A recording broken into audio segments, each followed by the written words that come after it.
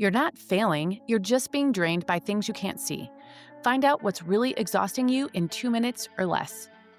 Head to whyimexhausted.com to grab the free checklist.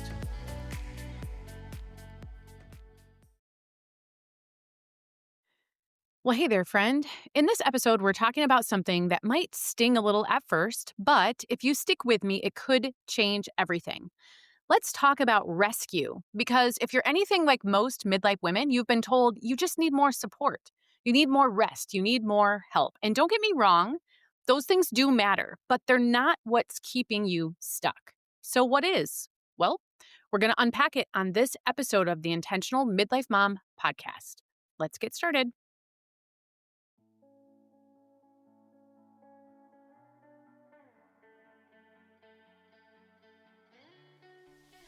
Well, hey there, my name is Jennifer Roskamp, and I am a certified life coach and homeschool mom of 9 who is passionate about helping women just like you embrace the here and now while also being focused on creating the life you actually want. As a midlife mom in her 40s, about to be a mom in my 50s, I've realized that it's so easy to lose yourself in caring for your family, your home, and all the things. Until one day you realize you're not even sure who you are anymore or what you even want in life. So on this podcast, we're going to work on managing yourself well so that you can manage all of the other things and people well too. So let's dive into what it means to manage your home, your time, your family, and yourself well. This is the Intentional Midlife Mom podcast.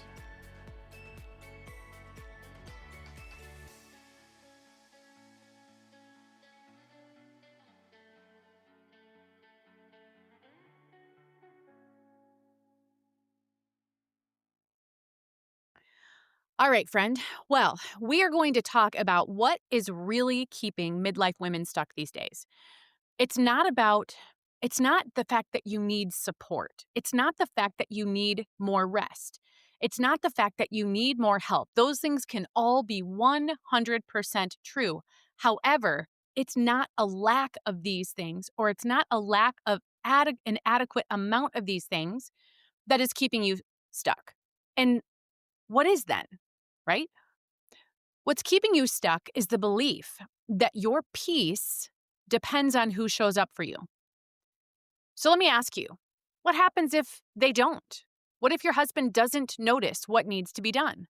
What happens if your grown kids still lean on you for everything? What if your parents need more than you ever expected? What if the help you've been waiting for never comes? Then what?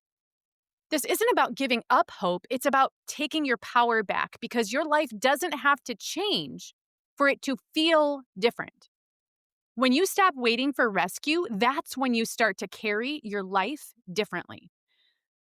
So there's kind of this myth of rescue, right? We've all bought into it, this idea that if we could just get more help, we could finally breathe. We believe that if the right people showed up in the right ways, everything would get easier. Support is great when it comes, but it can't be the foundation of your peace and your strength, because when your peace, calm, and strength depends on someone else's behavior, you've already handed over your power. That's not cynicism, that's ownership. I used to think relief hinged on help.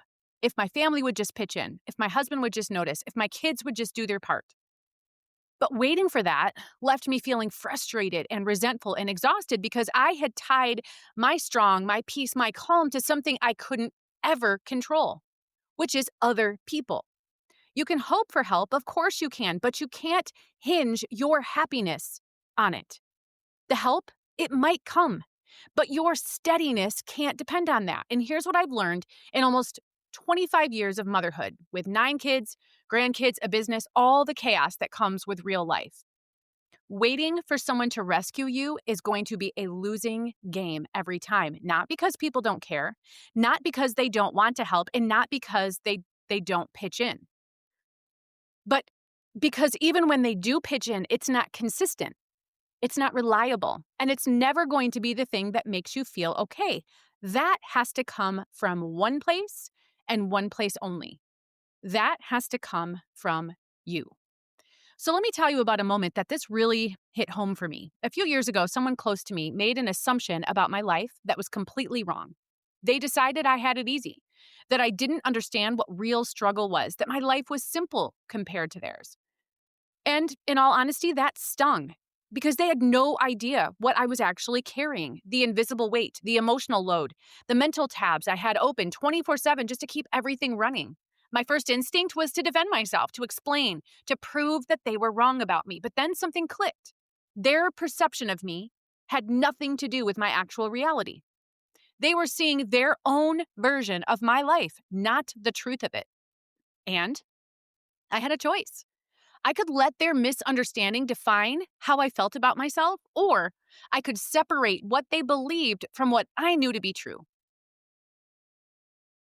You're not failing, you're just being drained by things you can't see. Find out what's really exhausting you in 2 minutes or less. Head to whyimexhausted.com to grab the free checklist.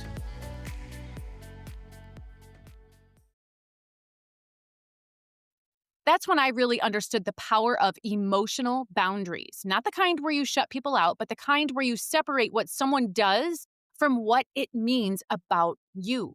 Their behavior, it didn't have to dictate my experience. Their lack of understanding didn't have to make me feel unseen. Their inability to see my load didn't make it any less real or any less valid.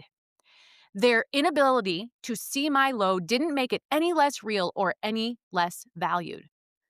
This is what I mean when I say you can't control who shows up. But when you control how you carry it, you can't make someone else see what you're holding. But you can stop waiting for their validation to feel okay about it and to feel powerful because of it. You can't force someone to help, but you can stop making your happiness, your peace, your strength, your calm dependent on whether or not they do. You can't change their perspective, but you can stop letting it change yours.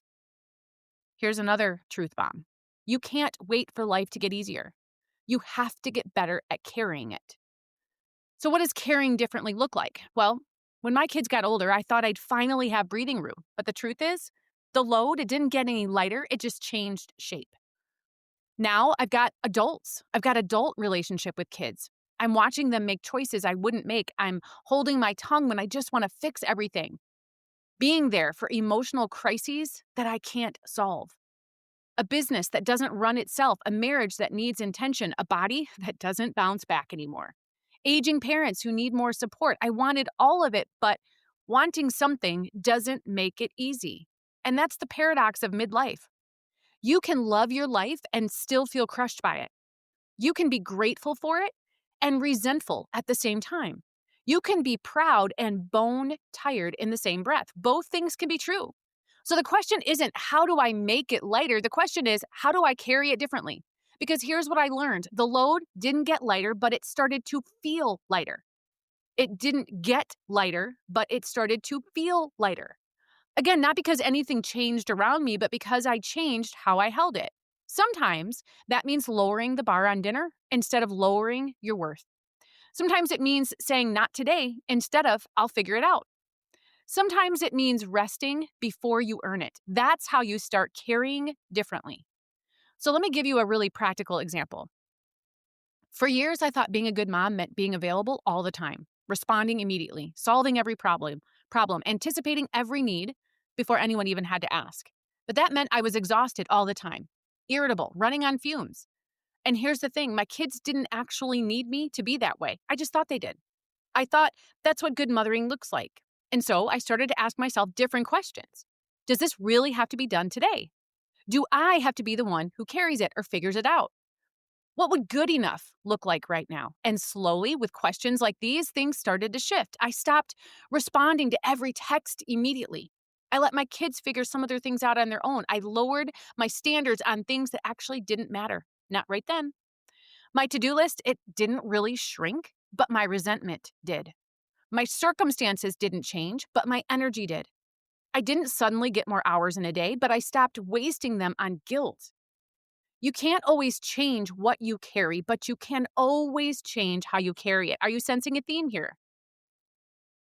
So there's this shift that happens. It's when you have the same life, but you allow yourself to have a different experience with it.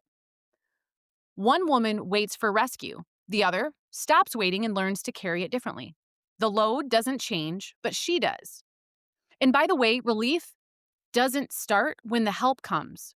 Relief starts when you stop waiting for it. And that's the shift that changes everything. It's not pretending everything is fine. It's not choosing joy while you're drowning. It's owning your reality and deciding that if nothing changes, even if nothing changes, you still can. You can still find calm. You can still protect your peace. You can still feel steady even when the world keeps asking for more. That's not toxic positivity.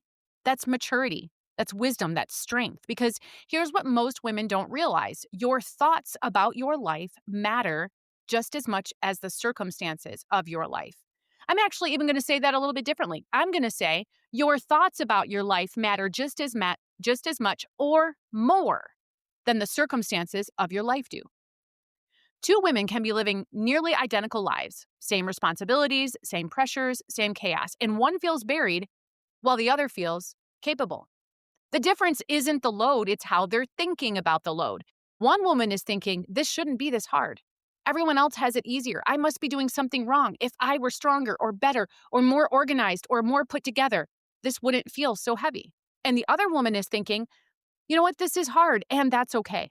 I'm not doing it wrong. I'm doing a lot and I can handle hard things even when they don't feel good. Same life, different experience. And that shift, it's not about denying reality or pretending everything is fine. It's about owning the reality that nothing external may ever change and deciding you're not going to wait for it to change before you allow yourself to feel steady. I'm going to say that again. The shift is about owning the reality that nothing external may ever change and deciding you're not going to wait for it to change before you allow yourself to feel steady. It's giving yourself permission to feel tired without guilt, to acknowledge the weight without making it mean that you're failing. It's choosing your perspective, not because you're delusional, but because you realize you have more power than you think. Not to change everything, but to change how you hold it. Okay. So now that you're seeing it, what do you do with it? Well, I'll tell you one thing, you don't need to overhaul your life. You really just need to take one honest look at what's actually draining you, because you might not be tired because you're doing too much. You might be tired because you're carrying the wrong kind of load. There are 3 drains that most women carry without realizing it, and chances are you've been drained by all 3 right now. The first load is the visible load. This is all the tasks that everyone can see, and in reality, these are probably the only tasks that you're aware of. It's the meals you cook, the bills you pay, the errands you run, the endless household tasks that make life function. It's the laundry that never ends, the dishes that pile up again 5 minutes after you wash them, the calendar that's packed with appointments and obligations, the schedules you're managing for multiple people, not just for yourself. You have a mental to-do list that never ends. You're constantly behind. You feel like you're always cleaning, but nothing stays clean. This is the work that everyone, including yourself, can acknowledge. But it's only one layer of what's draining you. The second drain is the invisible load. This is the mental tracking and anticipation that no one notices. It's anticipating what's going to happen before it even happens. It's the remembering, the planning, the managing of everyone's needs and moods. You're the only one who remembers the birthdays, the appointments, the important dates. You track what needs to be done even when no one asks you to. You notice what's running low before anyone else does: the milk, the toilet paper, the patience.